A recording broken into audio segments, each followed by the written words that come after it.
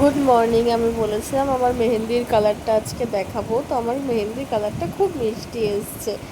তো এটা দেখিয়ে আমি চলে গেলাম লাঞ্চ করতে। আমাদের এখানে বৃষ্টি হয়েছিল, তাই মা বানিয়েছিল খিচুড়ি আর বেগুন ভাজা।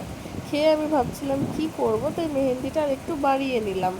দেন আমি বেরিয়ে পড়েছিলাম রাখি কিনতে আর কিছু জিনিসপত্র, কালকে রাখি। তো তাই আমার কিছু রান্না বান্না করার ছিল, তার জন্য কিছু জিনিসপত্র কিনতে আমি সন্ধেবেলায় একা একাই বেরিয়ে গেছিলাম আজকে বাজারের উদ্দেশ্যে।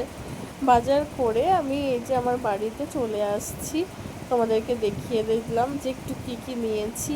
নিয়ে আমি বাড়িতে ঢুকে গেলাম। ঢুকে আমার খুব ম্যাগি খেতে ইচ্ছা করছিলো। ম্যাগি খেয়ে আমি একটু পায়েস রান্না করে নিচ্ছিলাম রাখির জন্য, কারণ মিষ্টি তো সব সময়ই আনা হয়। তো আমি ভেবেছিলাম যেহেতু সবাই আমার হাতের পায়েস পছন্দ করে, তো এবার একটু পায়েসও বানাবো।